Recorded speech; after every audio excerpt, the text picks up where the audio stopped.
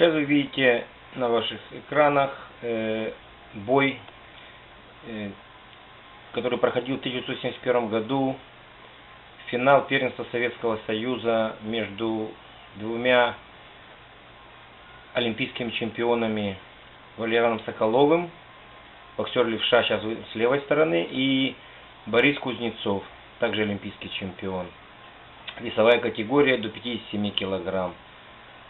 Бой в своем роде уникален, так как встретились две звезды, не побоюсь этого слова, боксеры, обладающие великолепной техникой, боксеры, обладающие сильным ударом, несмотря на весовую категорию 57 килограмм. Валериан Соколов, боксер левша, боксер, обладающий нокаутирующим ударом слева по печени. И Борис Кузнецов, боксер игрового плана, боксер, использующий большое количество финтов, большое количество обманных действий, постоянно держащий партнера в напряжении. Бой этот был очень и очень напряженный, так как все-таки боксеры очень высокого класса и высокого уровня. И в связи с этим, конечно, оба боксера боксировали очень осторожно. Видите, Валериан Соколов сейчас старается подойти выше ростом, использует активно переднюю правую руку. Так он боксер левша. Борис Кузнецов наоборот, работает вторым номером, перекрывается от передней руки боксера левши, вытянутой передней левой рукой, и старается работать больше правой рукой.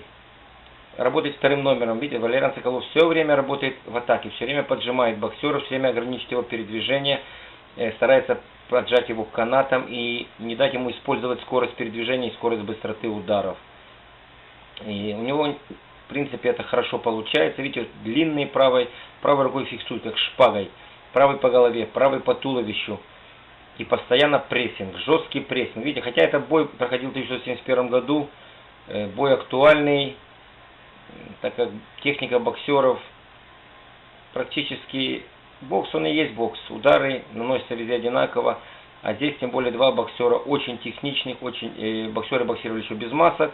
Боксеры бьющие оба.